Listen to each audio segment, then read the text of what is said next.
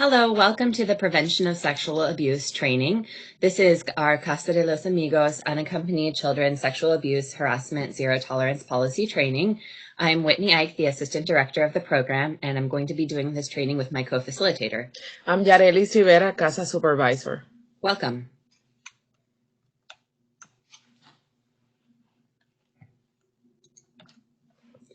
So one of the main reasons why we're doing this training is because Youth Care and our grantor, Office of Refugee Resettlement, really want to create an environment that meets the emotional and physical safety needs of all the unaccompanied children, or UCs, that are in our care.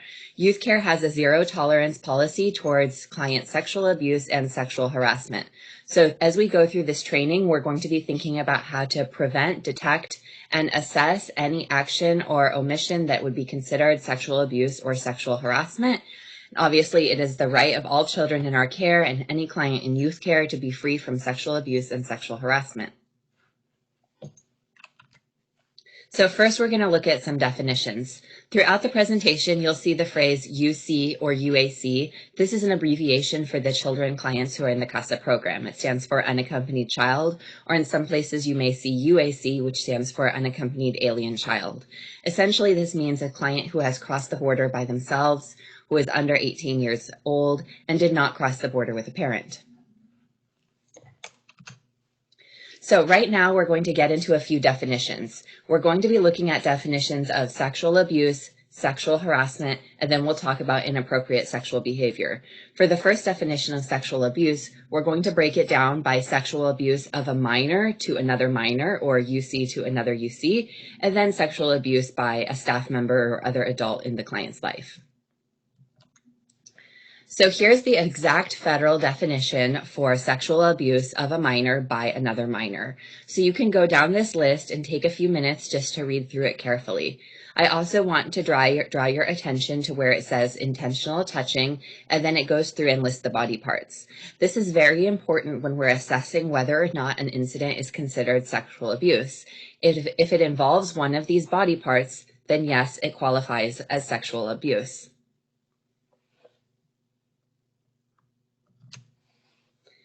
Here now we have the definition for sexual abuse when the UC or the client is the victim, and then the staff member or grantee, contractor, volunteer, or any other adult in the client's life is the perpetrator. So it has a very similar definition. And also here with an adult, we really want to pay more attention to the use of persuasion, inducement, enticement, or coercion, meaning that if an adult is trying to get a minor to do a sexual act and they're threatening them or they're manipulating them, for example, telling a client, if an adult were to tell a client, if you don't do this certain sexual act or certain sexual favor, then you're never going to leave here, or then your case is going to have a bad impact on your case. Even if the minor doesn't follow through with that and immediately tells another adult, that's still going to be considered a type of sexual abuse because the adult was using coercion to try and get the client to do that. Okay. Here we're continuing with the definition for sexual abuse when the perpetrator is an adult. Something different between minors and adults as well for the definition is voyeurism. So an act of voyeurism by a staff member or other adult in the child's life would be considered as a type of sexual abuse, and we'll get into the definition of voyeurism in a second. It's important to note on the bottom of the slide, it also says that staff cannot be victims of sexual abuse perpetrated by UACs. That means, for example, if a client or if a minor does do some sort of consensual activity, non-consensual activity on a staff member, we will definitely report that. That will be reported to the police. However, when we report it to ORR, it's not going to be categorized as sexual abuse. Also, it's important to note that the policy does not differentiate between consensual and non-consensual acts. That goes for minor to minor too.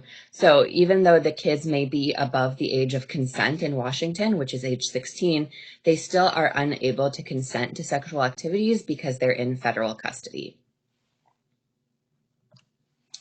So for voyeurism is an invasion of privacy of a client in our care by a staff member or other adult in their life.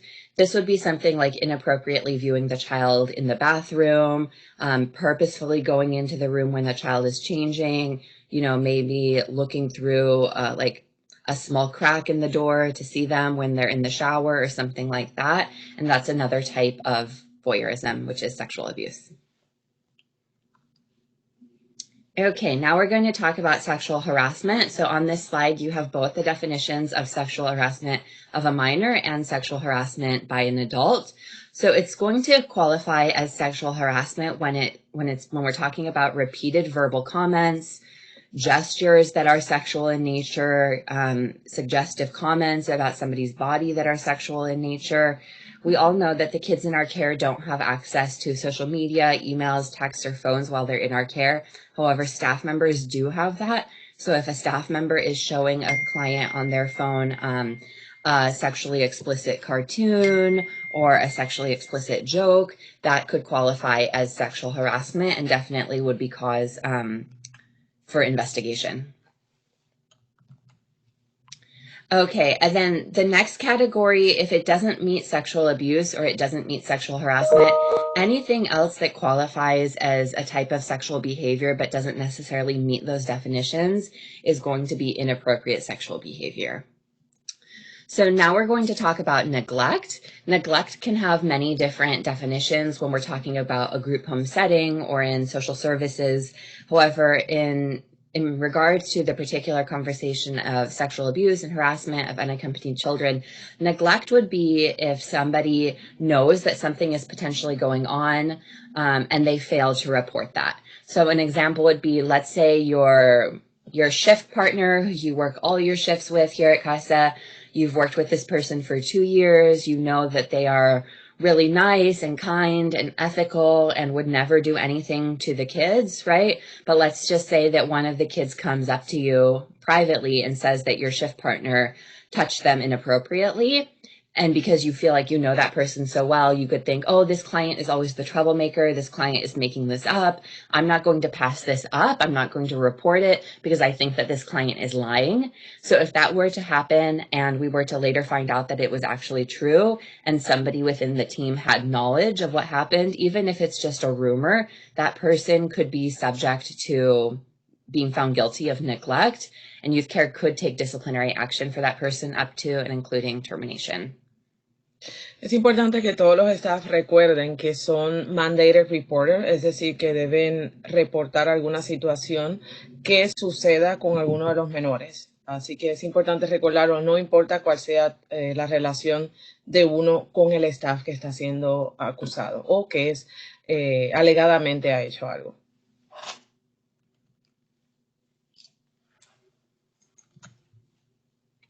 Okay, we're going to talk in relations to prevention strategies. Here in Youth Care, in Casa de los Amigos specifically, we provide this training at onboarding. That means you are receiving PSA or prevention of sexual abuse right now when you're studying at Youth Care, but also you're going to get a refresher every 6 months. And that is part of our prevention strategies o nuestras estrategias de prevención. En Casa de los Amigos tenemos lo que sería el Designation of Prevention of Sexual Abuse Compliance Manager, que actualmente es el rol que hace Whitney Ike, que está dando conmigo en el training. El rol de Whitney colabora con OAR as Prevention of Sexual Abuse Coordinator y también asiste o atiende también llamadas mensuales sobre este tema para recibir actualizaciones o sobre las pólizas, particularmente que la OAR tiene sobre la prevención de abuso sexual. También, this role prepares monthly prevention of sexual abuse progress reports. That means OR keep a record of every shelter that they have nationwide. CASA is part of that. So that's why Whitney is in charge of preparing this progress report. This role drives implementation of the zero tolerance policy and participate in any internal investigations. That means if we have any case like this in Casa, Whitney has to be part of the investigation process. Another prevention strategies will be applicant screening. it's a key part of identifying qualified and safe staff. As an agency, we are in compliance with the following requirement, which is all the applicants are informed of the zero tolerance policies, and not only the applicant, but as a staff, you are going to also be reminded constantly about this. Applicants are asked about history of sexual abuse and harassment. Also, you have to provide at least one personal reference. The employment reference are checked, especially those related to work with children or youth. Quiere decir que si has trabajado anteriormente con menores o con jóvenes, específicamente esas referencias son verificadas, ya que en ese trabajo también vas a estar trabajando con menores o jóvenes. Name of candidates are checked with OR prior to making an offer of employment. OR tiene, por decir así, un documento donde guarda cualquier tipo de nombres de empleados que hayan trabajado en algún albergue o programa bajo la OR, y es por eso que los nombres deben ser verificados para asegurarse que usted, si ha trabajado anteriormente en un programa de la OR, no haya tenido algún tipo de problema o situación en el trabajo anterior que tenga que ver con PSA o lo de la prevención de abuso sexual. Además, como estrategia de prevención, cada empleado tiene que hacer a background check, esto por los estándares de la OR. A background check requires FBI fingerprints o las huellas. Estas huellas son verificadas nationally and state-wise. Es decir, si usted ha trabajado anteriormente en otro estado, se tiene que hacer un chequeo en su estado anterior o una verificación en su estado anterior y también en el estado en el que está residiendo. En este caso, en casa sería Washington. CPS también es verificado. Verifican ¿verdad? Cualquier récord que usted pueda tener, sobre todo si ha sido o ha estado involucrado en algún problema de abuso de menores. Es por eso que se hace lo que se llama un CAN check, que sería Child Abuse and Neglect. Si usted ha vivido en Washington State, at least, al menos en los últimos 5 años, we only have to do that check in Washington State. But if you have lived before, or less than 5 years in Washington State and you have lived in another state, they have to do a CAN check in the other state that you have resided. Los background check investigations se actualizan cada 5 años. However, the care provider facilities may require the update background investigation more frequently as necessary. Another prevention strategy o estrategia de prevención sería unannounced room check. Clients are not allowed in other clients' room. Staff must ensure this is being followed. That means, for example, if you are doing the clients are in room time and you are checking every 20 minutes as you're supposed to, you have to make sure the client is by themselves or herself in the room. Also, staff are not allowed in clients' room. That means, yes, you can check their room, but what I'm saying is just please be mindful about being in a room by yourself with a client, and certainly if it's for a long period of time. And something else that we do as a program to make unannounced room checks easier is that during room time, clients should be leaving their doors open, at least enough so when the staff going by can easily see into the door, make sure that the client is by themselves, make sure that they're safe. During sleeping hours, the clients can have their rooms closed to provide them with more privacy and comfort. And also in the mornings when they're getting changed, definitely the clients should have their room closed, their door closed. Adhering to the no-touch policy is also a prevention strategy. The no-touch policy might be broken for medical reason. Let's say you have to give CPR, you have to help a client put in a Band-Aid, or helping a client remove a splinter, or doing a lice check, which is required during our admission process. When appropriate, please ask clients' permission before touching them. And it is important also, if you can, to have another staff as a witness. Maintain proper line of sight supervision. Please be aware of hotspots around the facilities where it might be easier for youth to be outside. For example, if you are working at Casa Uno, the setting is very different than in Casa Dos. If you are at Casa Uno staff office, you know that you cannot provide supervision to the clients that are in the game room or the clients that are going towards the restroom. So with that said, it is important, yes, staff, sometimes they have to check the computer, but it is important also to be around the menu area where you can supervise better the clients. In Casa Dos, for example, if you are in the staff office, yes, you can supervise the menu, you can supervise the music room, but you cannot supervise a client that is in the near the kitchen area. So that's why it's encouraged staff to be moving around the hall as much as possible. The ratio is one staff per 8 clients, and that is also another prevention strategies. In every casa, we try to have 2 clients. In Casa Uno, I'm sorry, 2 staff. In Casa Uno, the maximum capacity is 8. That means that we are in compliance with the Washington Administrative Code, only having 1 staff, but it's preferred to have two staff, so we can so it will be easier to supervise clients and help clients with their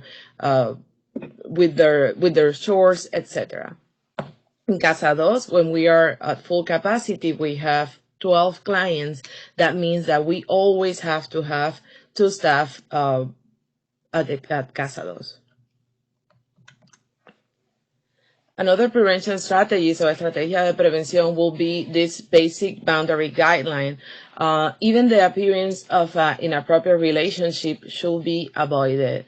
That means, for example, si se mira algo extraño, la relación que está teniendo usted o algún compañero de trabajo, si se mira así como una relación en la que no parecería que haya esa línea o ese límite que debe haber entre un staff y un cliente, es importante que usted o lo reporte si es otro staff o que usted tome conciencia, ¿verdad?, de si está teniendo o cruzando esa línea de límites con un cliente, porque para evitar algún malentendido. Es importante recordar que los boundaries o los límites crean a strong and healthy boundaries are important in keeping the minors in care safe. Es decir, ¿verdad?, que mantener unos límites fuertes y saludables son importantes para mantener a los menores protegidos o de la mejor forma con nosotros. Es importante que usted se describa a los clientes como un youth counselor, un manejador de caso o cualquiera que sea su rol en la casa, and not as a friend. Usted aquí no sería un amigo de los clientes. Ahora, eso no significa que usted no puede ser amable, eso no significa que usted no puede ser amigable. Sin duda alguna, el trato que se merecen los clientes es de respeto, ellos merecen ser escuchados, pero sin duda alguna, para guardar los boundaries sí debe haber respeto, se puede ser muy amable, pero debe mantenerse usted firme entre cuál es su rol y cuál es el rol de los jóvenes que usted supervisa. It's also important that you are mindful of the conversations you are having with another staff. Forming bonds with those you work alongside is important, but not if you are sacrificing or compromising your relationship with young people. Es decir, es importante tener una buena relación con sus compañeros de trabajo. No obstante, es importante también recordar que esa relación que usted tenga con su compañero de trabajo no debe afectar o comprometer ese compromiso que usted debe de tener en su trabajo con los menores que usted está sirviendo o supervisando. Es importante que también tenga en cuenta closed door settings, es decir, donde usted está con ese cliente. Por ejemplo, si un cliente le ha pedido alguna ayuda y usted, por ejemplo, le tiene que ayudar, como explicábamos anteriormente, a ponerle una banda, ¿verdad? Si tuvo una torcedura en algún tipo, ¿verdad? En su pie, en su tobillo.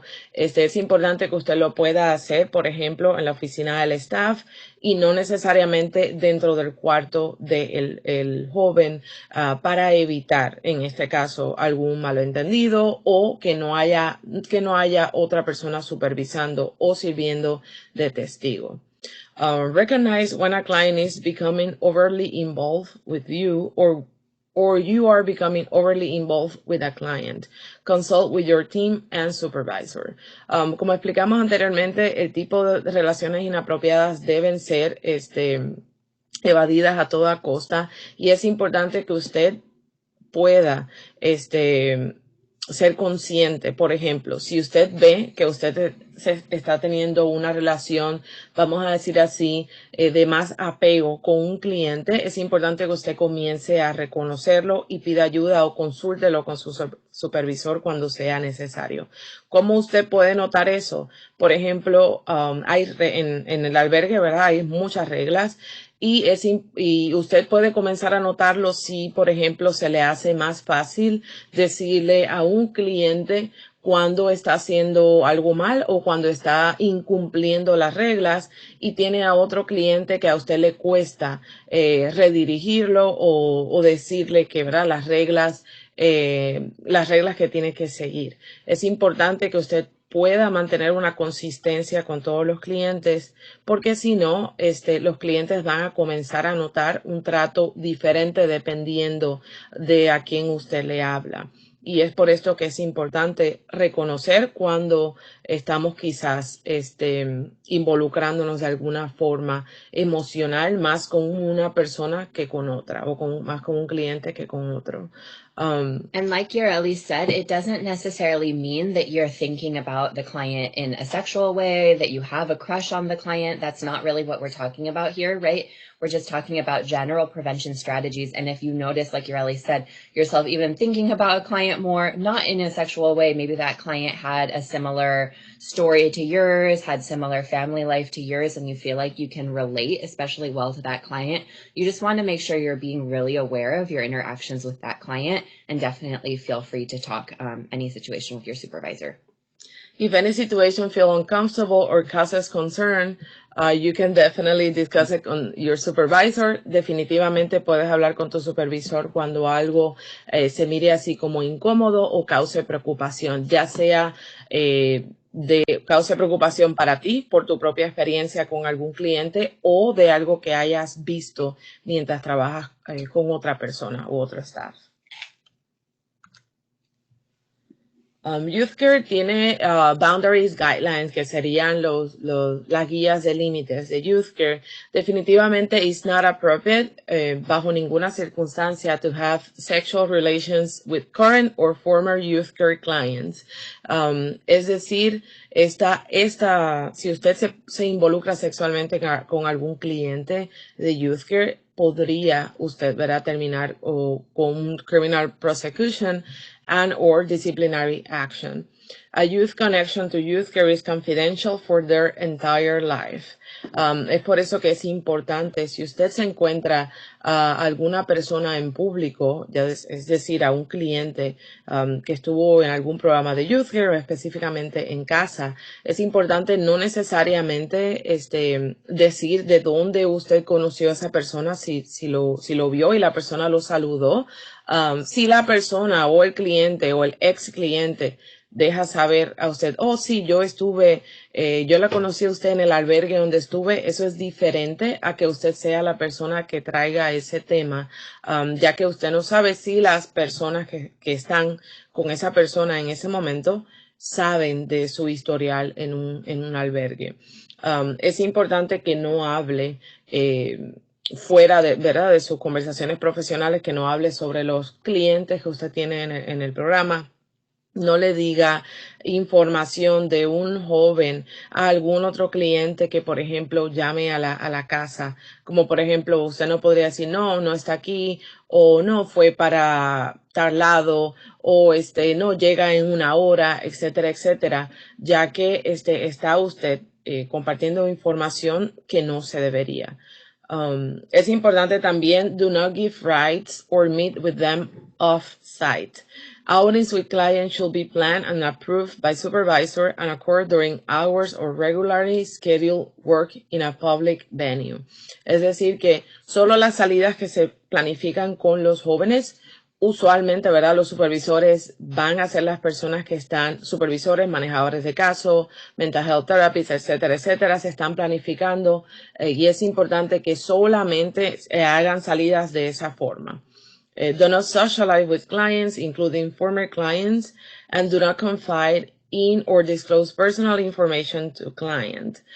Eso es importante porque los clientes no están aquí para cumplir con las necesidades de usted. A veces uno piensa, ¿verdad?, que revelar información personal o como se dice en inglés, self-disclosure, va a ayudar a un cliente, pero el self-disclosure se debe utilizar solamente cuando está relacionado al proceso terapéutico. Y usualmente por ejemplo, los clientes en casa tienen mental health therapists, usualmente puede suceder en alguna sesión, etcétera. Si usted tiene alguna duda cuando está hablando con algún cliente, y si tiene duda de si puede o no compartir algún tipo de información, es mejor que usted no comparta la información, ¿verdad? Si tiene esa duda, y luego discútalo con su supervisor para que pueda entonces usted un poquito ya, ¿verdad?, saber si pudiese compartir esa información que usted cree puede beneficiar al cliente. Es importante que usted no comparta su información personal, es decir, dirección, teléfono, ningún tipo de contactos en las redes sociales. Solamente los staff pueden llamar a los staff. Es decir, si hay un cliente en el programa que le dice a usted, le tenía que decir algo a X staff y usted sabe que el staff no está en el albergue, usted no podría, ¿verdad?, marcar a ese staff para que un cliente le diga lo que le quería decir al staff. Es importante que recordar que los clientes solamente se comunican con los staff cuando ellos estén on duty, es decir, cuando estén en el trabajo. One more thing to add on to that, just like it says, and just like Ureli said, staff should only be communicating with kids when they're on shift.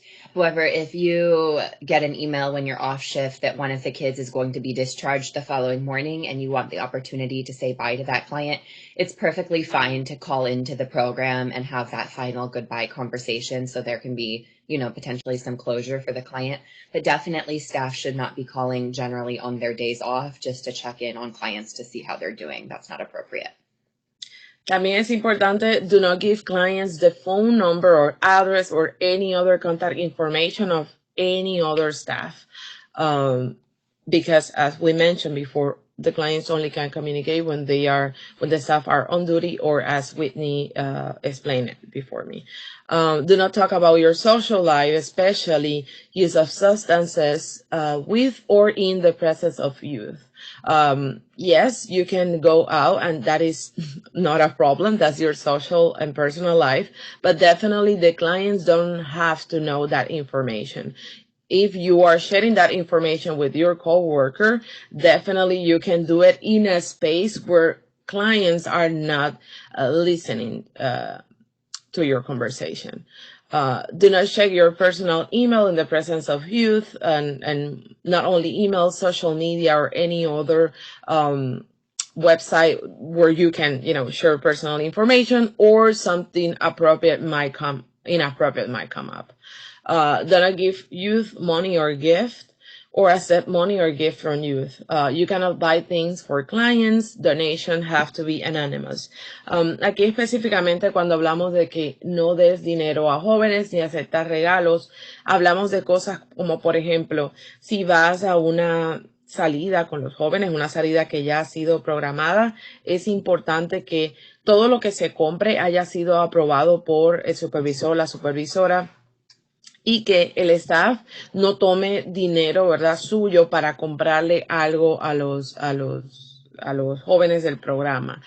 Sin duda alguna entendemos, ¿verdad?, que a veces uno siente algo de pena o uno, por decir así, quisiera que tengan ciertos tipos de oportunidades o que puedan experimentar alguna que otra cosa, pero lo que queremos evitar con esto es, uno, que se rompa esta barrera de límites de la que estamos hablando, y también queremos evitar lo que se le conoce en inglés staff splitting o la división entre staff. Es decir, un cliente, si usted compra cosas cuando ellos van de salida, puede pensar que usted es el mejor staff del mundo porque usted le compra cosas. Sin embargo, otro staff con los que ellos salen nunca les compra nada, así que el cliente ya va a tener en su mente quién es un staff supuestamente bueno y quién es un staff supuestamente malo o menos bueno con ellos. Así que por eso es importante lo de no comprar nada, porque ayudaría o beneficia con esto de mantener los límites o boundaries as we are talking. If you want to provide something to our client, let's say you receive a bunch of items that you think our clients will enjoy, definitely, yes, we can accept those things, but it will be through donation. That means it have to be anonymous. So you can go to the main office and give that to the person in the help desk, youth care main office, or even you can talk with the supervisor, telling that you would like to donate something. When we are giving that to the clients, we definitely are not mention who is the staff giving this. And also it's important that if you see a client wearing that thing that you donated or using that thing that you donated, not mentioning to the clients, oh, I'm glad that you are, that you like that, you know, I brought it for you, because that will be the same as you giving the gift personally to the client. Es importante también que usted no guarde propiedad personal de los clientes, ni que usted tampoco le dé a los clientes cosas para que guarden por usted. Esto para evitar que lo acuse a usted de algún tipo de robo o pérdida, etcétera. No use or do not use affectionate nicknames to refer to youth. For example, sweetie, hon, honey, darling, etc. Es importante no usar apodos para referirse a los jóvenes. Por ejemplo, apodos así regulares para nosotros en muchos países de latinos sería, por ejemplo, decir cosas como negrito, flaquito, gordito, cariño, mi alma, mi amor, etcétera. La lista es muy larga, y es importante nunca referirnos hacia los clientes para evitar todo esto que estamos hablando, ¿no? Del límite y que se pueda ver como algo extraña la relación al tú decirle mi amor a alguien o cariño o mi corazón. También es importante que si un joven llega aquí al albergue y, por ejemplo, le dice, no, a mí me decían flaquito, me gusta más que me digan así, es importante validar, ¿verdad?, esa experiencia, porque definitivamente, probablemente para ese cliente es ya importante o es parte de su experiencia que lo llamen así y no se siente mal, pero es importante recordarle el por qué aquí no podríamos utilizar ese nombre. Sí es importante preguntarle a los jóvenes cuando estamos en el proceso de admisión or in the intake process to ask them if they have any preferred nickname or I'm sorry, preferred name. That will be most of the time middle name, for example. Maybe we received a client that has first name, middle name, and sometimes they say my second name is this, I prefer that as my name. So that is totally okay. We can just write down that name in our board so we can start calling the client with their middle name. Do not become Facebook friends or be linked on other social media platform. That will be when the clients are with us or either when the client discharged the program. No smoking in the presence of youth is also one of our boundary guidelines. We also have red flags o lo que sería las banderas rojas, and this is very important to be mindful of. For example, if a staff is in the middle of a personal crisis, this could be a red flag. O esto podría ser una bandera roja cuando un staff está en medio de una crisis personal. Los staff están en el programa para ayudar, sobre todo, a los clientes a mantenerse más calmados, to contain any emotions or to process, anything that might be happening in the milieu or that day in the program. If we have a staff in the middle of a personal crisis, maybe is not the right person to be with a client, because we need someone to contain emotions when we are in need. So that's why we put it as a red flag. Also, staff does personal favors or shows favoritism for a particular minor. This is the same as we talked before. So that's why it's important, and we put it as a red flag, because definitely we cannot have someone showing favoritism for a particular minor to avoid what we talked before, staff bleeding or other clients thinking this staff is just having something inappropriate with another client because, a staff don't treat me like that.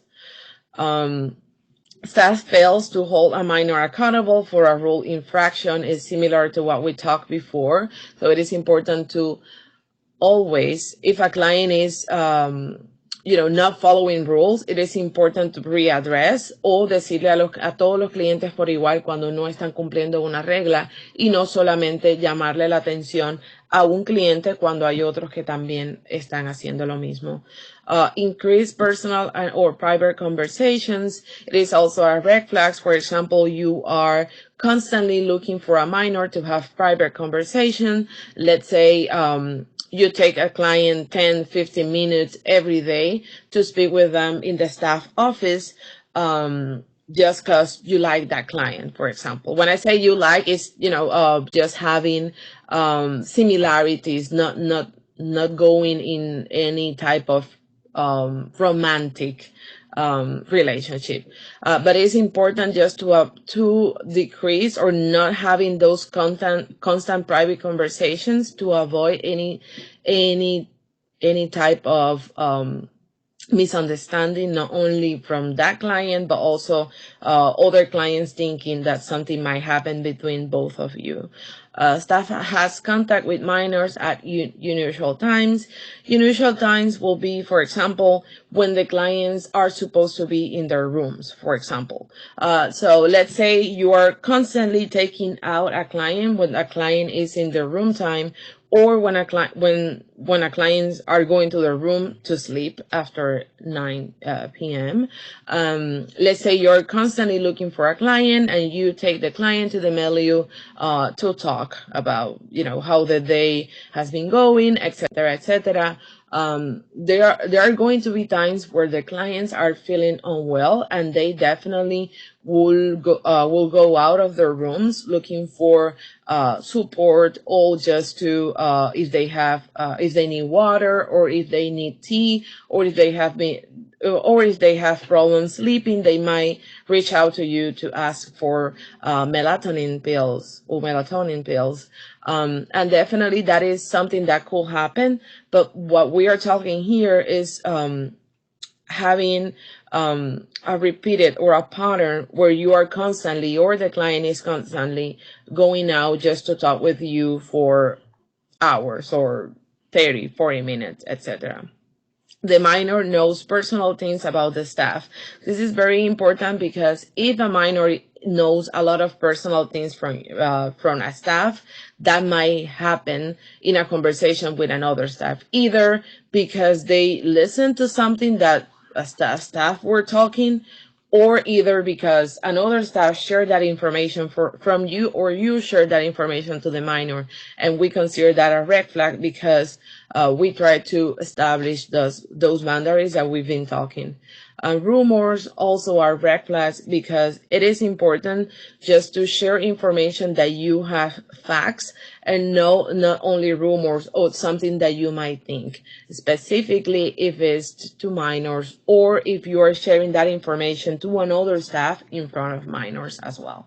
However, if you do hear any rumor from the kids or another staff that is regarding inappropriate boundaries or anything related to these topics, definitely you need to pass that information on to your supervisor. Okay, we are going now for our boundaries quiz. The number one, the program knows that recently arrived female client is pregnant. One night, the client tells a staff member that she is the only one person that client trusts in the program, and she requests the staff member advice. The client discloses she is struggling to decide to have the baby or to have an abortion. You overhear the staff member counseling her to have an abortion because she will have more opportunities in the U.S. Is this a boundaries violation? What do you think? Básicamente la situación aquí sería, recientemente llegó una clienta al albergue que está embarazada. Una noche esa clienta le dice al staff que usted es la única persona que yo confío y le pide por un consejo. Esa cliente dice que está debatiendo, ¿verdad? Está teniendo problemas entre decidir si tener al bebé o tener un aborto. Tú, ¿verdad? Como staff, escuchas a otro miembro a otro staff aconsejando al cliente a tener un aborto porque así ella va a tener mejores oportunidades en los Estados Unidos. ¿Pensarías que esto es una violación a lo que son los límites? Definitivamente esto sí sería una violación a lo que son los límites. Tenemos dos ejemplos. Uno, en este caso sería porque la clienta le está diciendo al staff, you are the only person that I trust. Y segundo, porque el staff le está diciendo a la cliente que tenga un aborto porque así va a tener más oportunidades en los Estados Unidos. Definitivamente esos dos específicos ejemplos son los que sí vemos como una violación a los límites. So a better way to handle this, if this were to happen in program, would be you can start with empathizing with the client and validating how difficult of a decision that may be for her, and then also encourage her to talk with her mental health therapist. And also you will want to pass the information to the medical coordinator so that she can bring the client to the doctor's office to have a more informed discussion about the choices that are available to her. Okay, the second example, a client gets a splinter in her finger and requests staff assistance in getting it out. You see the staff member assist her. Is this a boundaries violation? Usted ve a un joven que tiene una estilla en un dedo y este joven le pide al staff para que lo ayude. Usted ve que el staff está ayudando a esa joven a sacar la astilla de su dedo. ¿Piensa que es una violación de los boundaries o de los límites? En este caso no es cierto, no sería una violación de los límites porque aquí usted está viendo que la cliente le pidió asistencia y en este tipo de caso la asistencia es por una razón que podría ser considerada médica, ¿no? El cliente tiene una astilla en su dedo, si se deja ahí probablemente se puede infectar o puede causarle dolor al cliente, así que el staff lo está haciendo para ayudar al cliente. Y definitivamente sí está permitido y no se vería como una violación. And when you're assisting the client, you want to make sure that you're assisting the client in a public space, right? So maybe medroom, staff office, but definitely not in the client's room and not in the client's bathroom. Okay, example number 3 will be, un cliente comparte que su papá, que está viviendo en el país de origen, es una persona que se molesta, que toma mucho y que en muchas ocasiones le grita o le gritaba a la clienta. Debido a ese ejemplo, usted como el staff, tiene o tuvo una situación similar en su país de origen y también una situación similar, ¿verdad?, con la relación que usted tiene con su propio padre. ¿Usted cree que al compartir esa información va a ayudar al cliente a sentirse menos sola y también a normalizar la experiencia? Y es por esto que usted lo comparte. ¿Esto sería una violación a los boundaries o a los límites? ¿Qué usted piensa?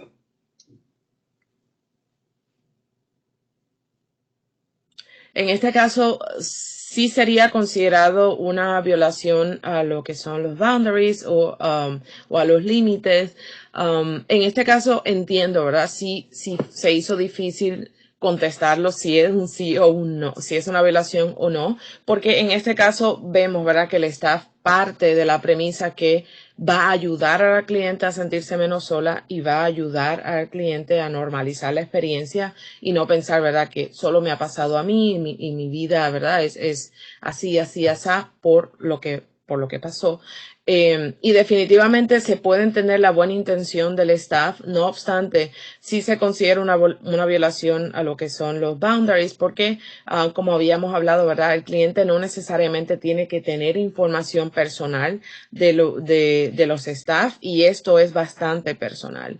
Y también porque no necesariamente, si usted está bien ahora, aunque tuvo esa experiencia similar a la clienta, todo lo que usted hizo para llegar al estado emocional que pueda estar hoy día no significa que va a funcionar en el cliente o la clienta con la que usted está compartiendo esa información. Es por eso que es importante en este tipo de casos, por ejemplo, una vez un cliente le dice algo así, validar esa experiencia, reconocer, ¿verdad?, cuán difícil es la situación, y aconsejar a ese cliente a seguir compartiendo esas emociones con lo que sería el mental health therapist o las terapistas, para que puedan continuar procesando todas esas experiencias pasadas. Pero sin duda alguna, aconsejar a un cliente a seguir un tipo de esto es lo que tienes que hacer, o esto es lo que yo hice, o esto es lo que hizo alguien que yo conozco que pasó por algo así,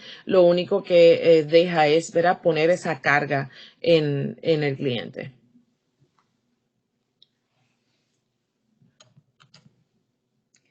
Okay, so now we're going to talk about some of the signs of abuse. Specifically, this list is taken from the National Childhood Traumatic Stress Center for signs and symptoms of specifically sexual abuse.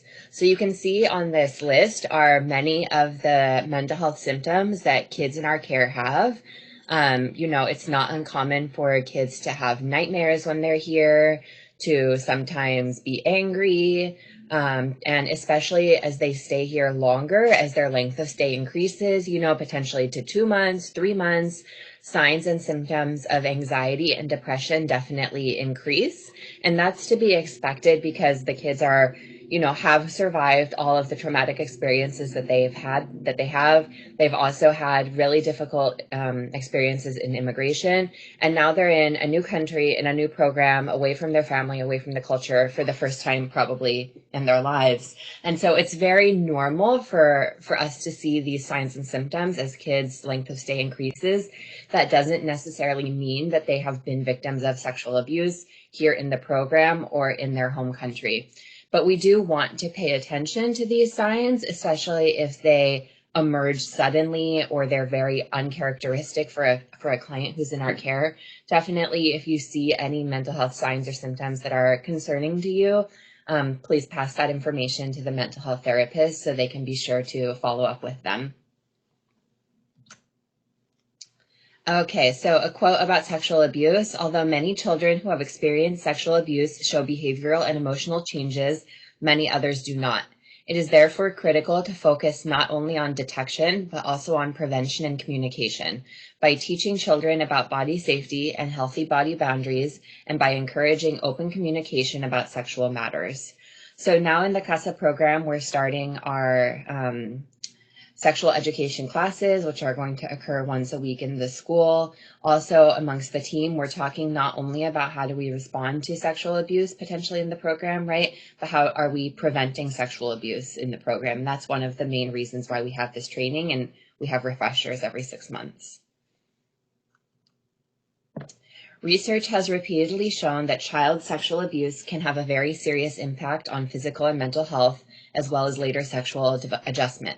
Depending on the severity of and number of traumas experienced, child sexual abuse can have wide-reaching and long-lasting effects. Those who have suffered multiple traumas and received little parental support may develop post-traumatic stress disorder, depression, and anxiety. Their ability to trust adults to take care of them may also be jeopardized.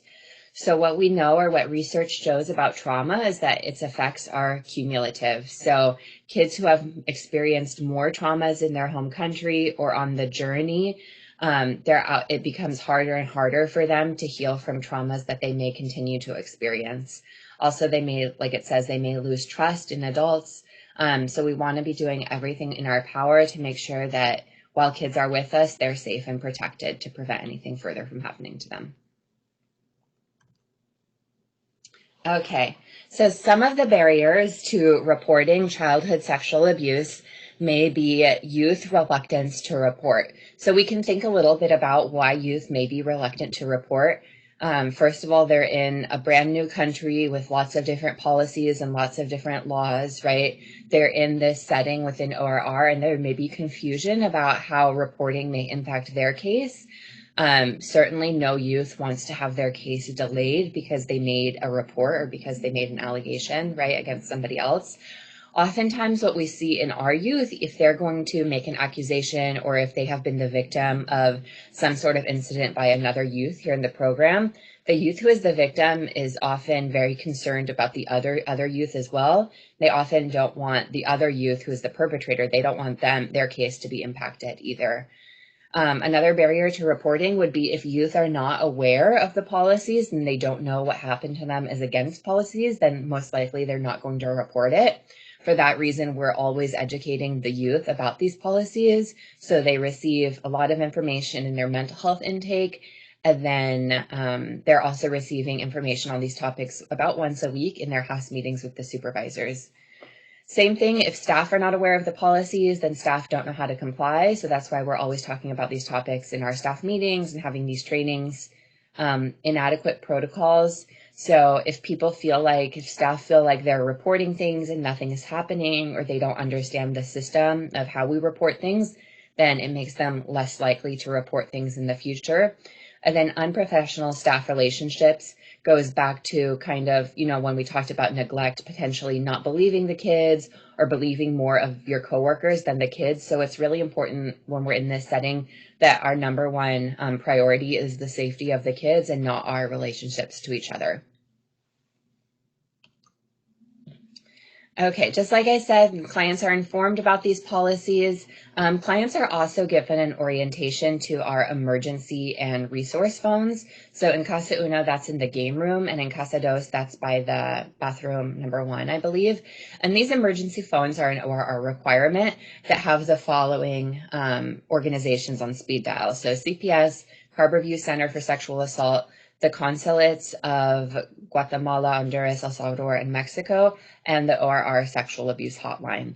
So kids have the right to access these phones at any time of the day, at any hour. They have the right to have a privacy when they're making phone calls. So if you see a client potentially getting close to a phone or starting to make a phone call, you want to give them a little bit of space to make that call privately. And it's not necessary that you follow up with the client and say, hey, what happened? Like, what did you report? These organizations have it within their policies that information will be reported to ORR. So we will know what gets reported so we can help keep the client safe. Clients are also encouraged and educated on all the different ways that they can report. So each house has a grievance box, and staff are also required to make reports for even the suspicion of sexual abuse, harassment, or inappropriate sexual behavior. Anytime that there's a suspicion or a rumor or something like that, it has to be reported to the supervisor, and definitely we're also going to be reporting it to CPS and ORR. via a significant incident report.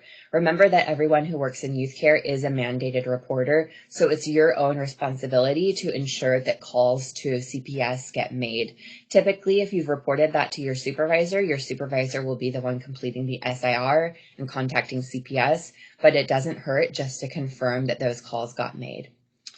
For clients who are in CASA age 12 and 13, if they are the victim or a perpetrator of a sexual abuse or sexual harassment incident, we're actually required to contact their parent or sponsor as well as their lawyers. And we partner with Kids in Need of Defense or KIND, so their legal representatives. All of those parties are required to be contacted. And we will give the youth, the 12 or 13-year-old, the option if they would like to make the disclosure to these people, or if they would like their case manager or supervisor or therapist to make the disclosure. We'll try and give them a little bit of power and choice in that situation. For kids who are above 14, so 14 and up, they actually get to decide for themselves if they would like to make those disclosures to their parents, sponsor, or lawyers. And whichever way they decide, we will document that in the SIR. It's also important to know that kids do have the right to change their mind. So if you have a 15-year-old who declines to tell his parent in KIND, but 2 weeks later he's thinking more about it and he wants help in telling his parents or telling KIND, definitely we're going to help him with those disclosures and update the SIR. So if we receive a report that a staff member has been involved in any of these behaviors, our internal process is that we're going to immediately notify our Youth Care's Human Resources, and that staff member is going to be placed on administrative leave while an investigation is conducted. ORR has the guideline that staff members who are pending an investigation cannot return to work. And so depending on the type of investigation, it could be an internal youth care investigation. It could be an investigation that's led by CPS, or for things that are much more serious, potentially for rape or for serious instances of sexual abuse, definitely the Seattle Police Department and potentially the FBI is going to be leading that investigation because the kids are in federal custody. So for however long the investigation takes, that's the entire length of time that the staff member is going to be on administrative leave. Anytime there's an investigation within the CASA program, that is not going to be shared via, an all staff email or anything like that. So information is only going to be shared on a need to know basis. And the reason for that is to protect the confidentiality and safety of the kids, but also those who have been accused until there's a conclusion to the investigation. Youth Care, as well as ORR, has very strong policies in regards to protection against retaliation. So anytime that a report or an accusation is brought forward, we're going to be monitoring to make sure that clients who brought forward the report are not now getting more behavioral reports or SIRs, that their rooms are not being changed for no reason, and for staff who brought that information forward, that staff are not being, changed shifts or changed days off or receiving negative performance reviews just based on the fact that they brought forward this information. So that's something that we will monitor for an entire time that a youth is in our program. Okay, so parts of a healthy reporting culture mean that staff and youth understand the process of reporting sexual abuse and they trust that follow-up process. So that they have confidence that if they make a report, necessary calls are going to be made, that everyone knows how to do the report, people know that there will be no retaliation, and generally that all communications and interactions between staff and staff, staff and youth, and even youth and youth are respectful.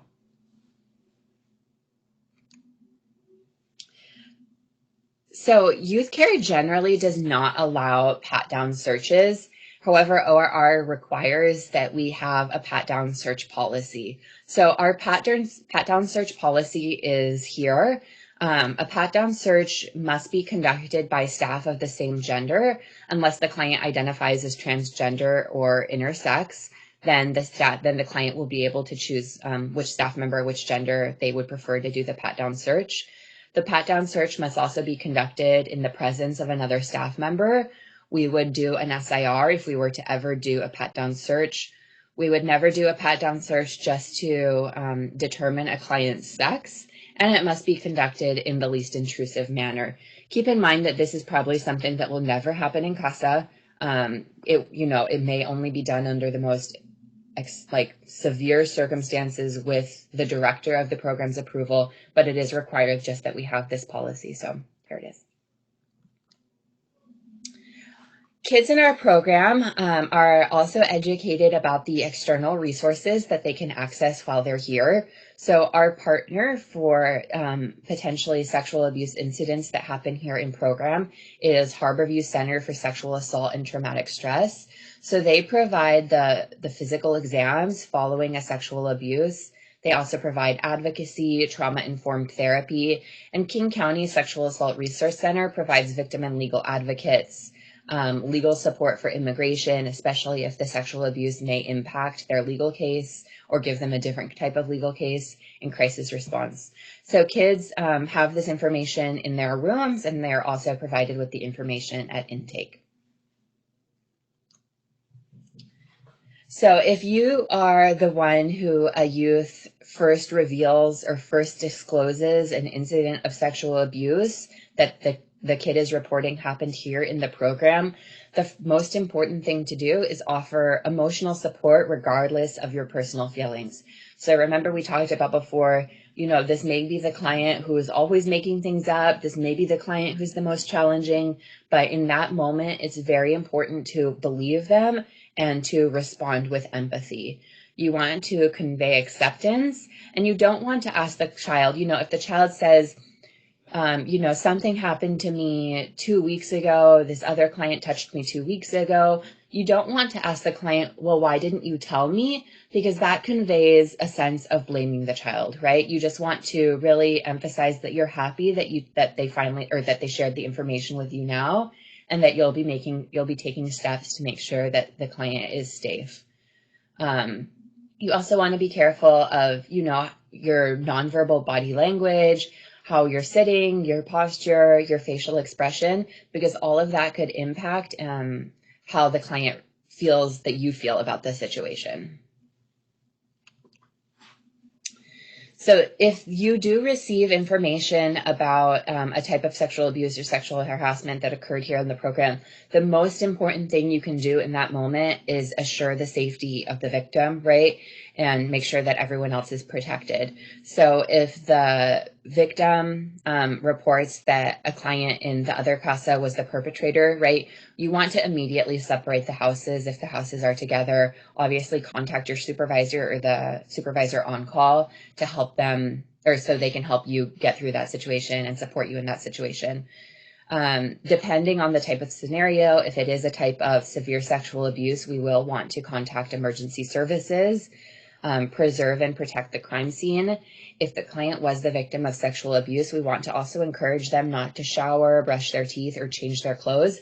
And we can help them to understand this because there may be forensic evidence, right? There may be signs of the abuse in those places. So we want to be able to get them to a medical professional, preferably before they shower or brush their teeth or take a shower.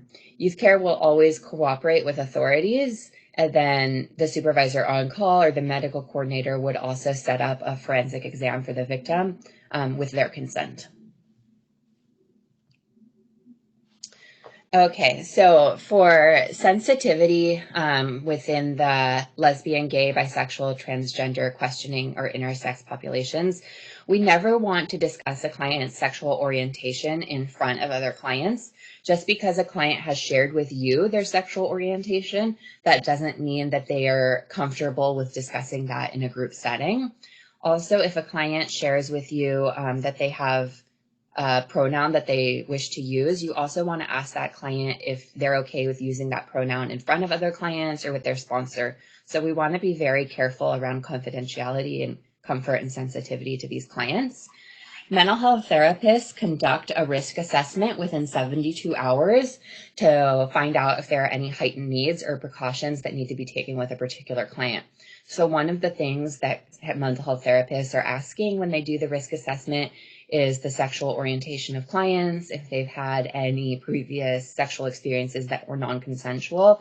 And this information can help us to keep the client safe and comfortable when they're here.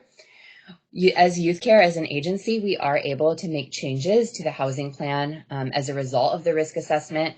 That could be because of a sexual abuse or harassment incident or based on their LGBTQI identity. So potentially if we have a client who arrived to the female house, but then the client tells us that they identify as a male client and they would feel more comfortable living in Casa Uno, we will definitely be able to immediately make those changes. We also want to be aware and sensitive that clients within this population may have been targeted in their home country for their sexual orientation. And so we really want to be mindful of client dynamics, make sure there's no bullying going on, and definitely communicate any concerns to the entire team.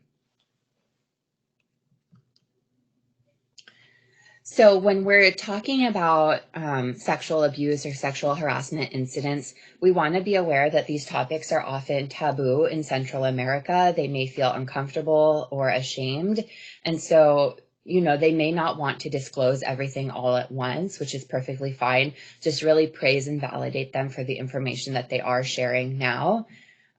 If there are incidents that happen in program, we also want to consider the impact that it may have on other clients, right? Many of our female clients have histories of sexual abuse in home country or attempted sexual assaults in home countries, and that's sometimes or often the reason why they're migrating to the US. So conversations of this nature may be very triggering for clients. And then also keep in mind that although we have kids who are teenagers, right, the educational level of most of the kids is around 2nd to 3rd grade level. So we want to be really aware of that when we're talking about different vocabularies or having conversations with the youth. We want to make sure that we're using words that they can understand.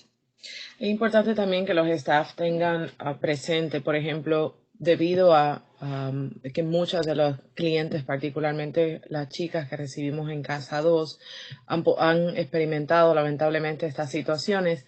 Puede ser que en algunas ocasiones no se sientan cómodas, por ejemplo, si un staff masculino o un staff hombre, ¿verdad?, está cerca de ellas. Es importante uno tener eso en mente y no pensar necesariamente que el cliente o la clienta está siendo, por decir así, necesariamente irrespetuoso, sino también puede ser por las experiencias previas o puede ser también que a usted se le pueda parecer a alguien que a lo mejor le recuerda una experiencia negativa. Entonces también es por eso importante que tengamos en mente todas estas experiencias previas de los clientes para que podamos entender algunas conductas.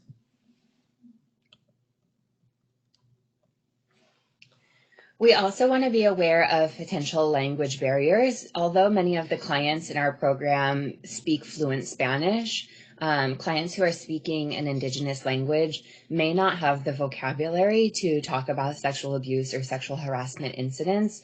So if we're ever following up with a client and Spanish is not their first language, we definitely want to offer them a phone translator. Potentially they're going to feel more comfortable or feel that they can express themselves better in their native language. Treatment for sexually transmitted diseases or emergency contraception can carry stigma for a lot of our clients for religious and cultural reasons. So we want to be aware that, if a client is having to seek treatment, that may be a difficult experience for them, right? And always offering validation and empathy are essential when talking about any difficult event. So whether it's sexual abuse or not, any difficult event, we want to empathize with the clients.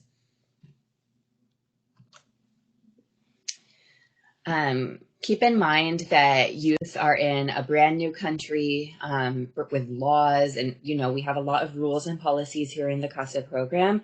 And so just because we're explaining these policies and the zero tolerance policies, 1 or 2 times, it's maybe not enough for the clients to fully understand the information. And so that's why we really try and review it on a very regular basis.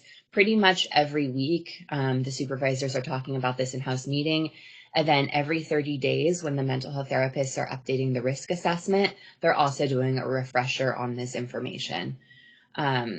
Kids may have a valid and warranted distrust of those in authority, or it may be difficult, especially for clients at the very beginning of their stay here, to understand the difference between us and immigration authorities. And so it's very natural and normal that they may not, have trust in the staff, and that just takes consistency and time. So potentially when a staff member is following up with the incident that happened, maybe as a supervisor or a mental health therapist, we want to be aware of the client's emotional state when discussing the incident, offer them to take breaks, offer them, hot tea or cold water, ask them if there's a certain staff member they'd like there, and then also being aware of the gender dynamics at play. We talked about the stigma, and even if a certain situation, if we're not going to classify it even as inappropriate sexual behavior, it could still be very traumatic for our clients as it reminds them of incidents in home country. That's one of the main reasons why we have the no-touch policy, right? We want clients to feel very comfortable in the program. A pat on the back may trigger some of our clients, so we want to be aware of that. Always, if the client, the client is always the victim, they did nothing wrong to bring on the sexual abuse or the incident. And we always want to avoid discussing a client's reunification or legal case while discussing these incidents. As we follow up with this client, we also want to use anatomically correct names for genitals involved, honor and respect a client's self-identified sexual orientation. Like how we talked about, be mindful of body language and facial expressions. A client is very quickly able to read our emotions on our face, right? And if a client sees that we have a look of potentially shock or non-belief, they're going to be very hesitant to share that information with another staff member. And also offering options as appropriate is another trauma-informed approach that we can take with our clients. Okay, so now we're on our scenarios. So scenario number 1, clients are playing soccer. One trips and falls into a girl and touches her breast. The victim reports that the other client fell on purpose just to touch her. Staff saw the incident and believe it to be a true accident. So how would you categorize this? Would it be sexual abuse, sexual harassment, inappropriate sexual behavior, or none of the above?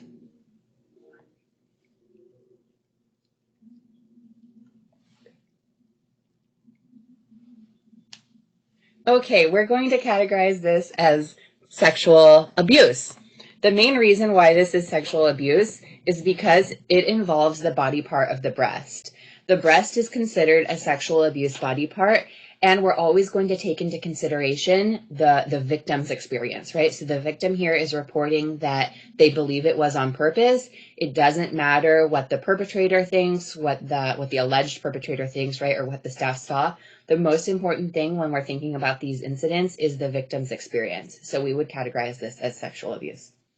En este caso, unos clientes estaban jugando al fútbol. Uno se tropieza y cae. Cuando está cayendo con una mano, toca lo que son los senos de una chica. La chica, en este caso, reporta que ese chico, ese cliente, lo hizo a propósito para tocarla. O sea, que no se estaba cayendo en realidad, sino que hizo ese gesto de que se iba a caer para tocarle los senos. El staff vio el incidente y cree que eso fue un accidente de verdad, ¿verdad? No piensa que el cliente fingió que se estaba cayendo para tocar los senos de la clienta.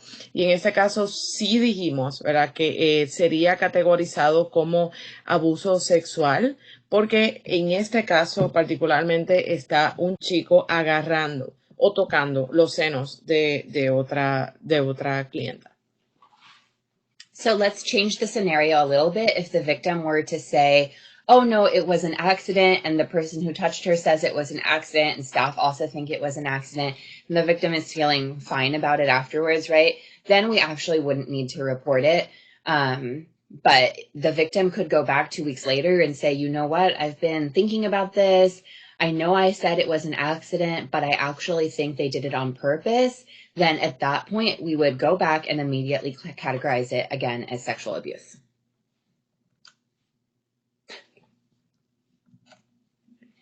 Okay, so for this one, a client reports he believes a staff member is looking at his butt. How would you categorize this? Un cliente reporta que un staff lo está mirando en sus nalgas o en su trasero. ¿Cómo usted categorizaría esto? ¿Sería abuso sexual? ¿Sería acoso sexual? ¿Una conducta sexual inapropiada o ninguna de las anteriores?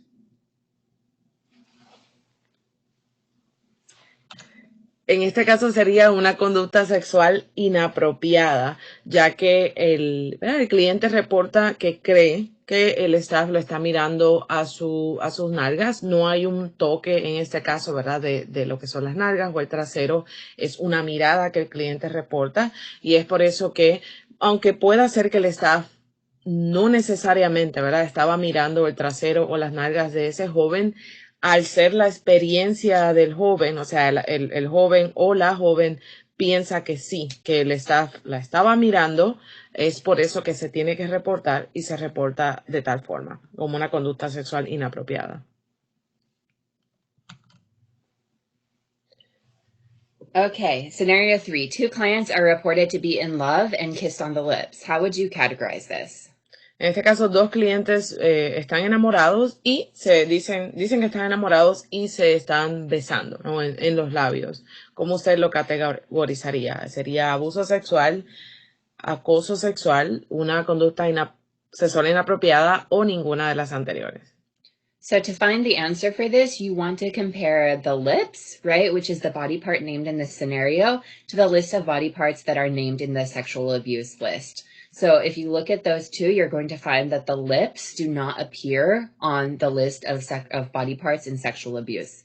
So it doesn't qualify as sexual abuse or sexual harassment, but it is sexual in nature, so it's going to be categorized as inappropriate sexual behavior. So this one is similar to number 3, just a little bit different. 2 clients reported to be in love and kissed while touching each other's butts. 2 clientes reportan que están enamorados y se besan, y mientras se están besando están tocándose también el trasero o las nalgas. Esto sería abuso sexual, acoso sexual, una conducta inapropiada sexual o ninguna de las anteriores.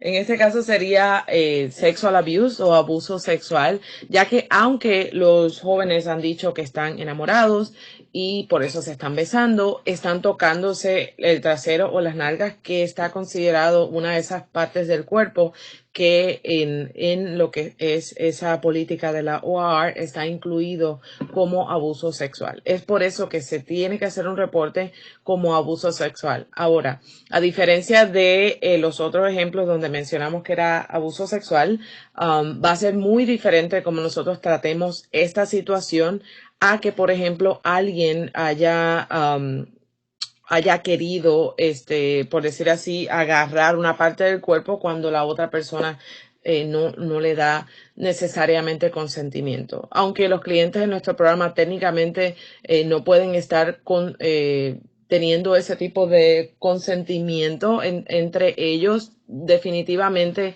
si ellos dos es consistente, ¿verdad? Que han reportado que no, él no me obligó o no, ella no me obligó. Es decir, que los dos estaban en mutuo acuerdo cuando se estaban besando y tocándose. Y en este caso es por eso que lo vamos a tratar diferente, solamente porque las dos partes que están aquí involucradas,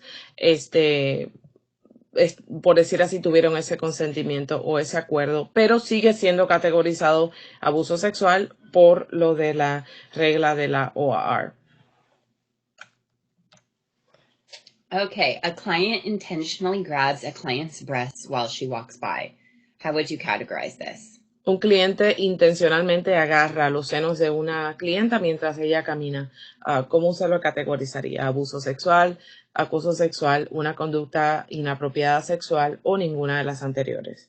So hopefully this answer is very obvious to you. This would be categorized as sexual abuse. This is very obviously a type of sexual abuse and sexual assault.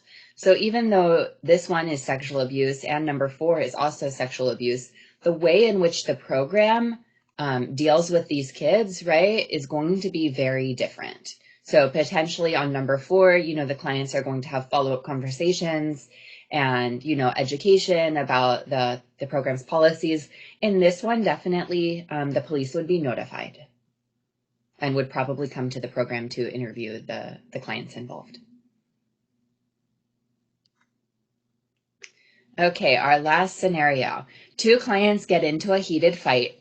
One client punches the other client and the 2 clients end up on the ground fighting. As a staff member, you see one client's hand graze the butt of another during the fight. 2 clientes están en una pelea bastante acalorada. Uno de los clientes golpea a otro cliente y los dos terminan en el suelo o en el piso peleando. Un staff o usted como un staff mira a que uno de esos clientes toca o pasa, por decir así, la mano en las nalgas o el trasero del otro cliente mientras están peleando. ¿Cómo usted categorizaría esto? ¿Como abuso sexual, acoso sexual, una conducta sexual inapropiada o ninguna de las anteriores? En este caso sería lo correcto, ninguna de las anteriores, aunque sí como quiera tendríamos que llenar un Significant Incident Report o un SIR porque en este caso las peleas, ¿verdad? Se tienen que reportar con este reporte, con SIR. Así que no cae como una de estas ejemplos, ¿verdad? Anteriores que hemos hablado de abuso sexual o de acoso o de conducta inapropiada sexual. En este caso es solo por la pelea que se hace que se hace el SIR. Aquí ese toque que se menciona en el área de las nalgas o en el trasero se da incidentalmente, ya que, ¿verdad? Cuando usted está peleando no necesariamente está consciente de cuando está lanzando puños y más si está en el suelo, no está consciente a dónde necesariamente van a llegar, ¿verdad? Esos contactos que usted está haciendo y es por eso que no se categoriza, aunque está incluido ahí las nalgas o el trasero, no se categoriza como las anteriores como abuso sexual, porque fue que se dio en el contexto de una pelea.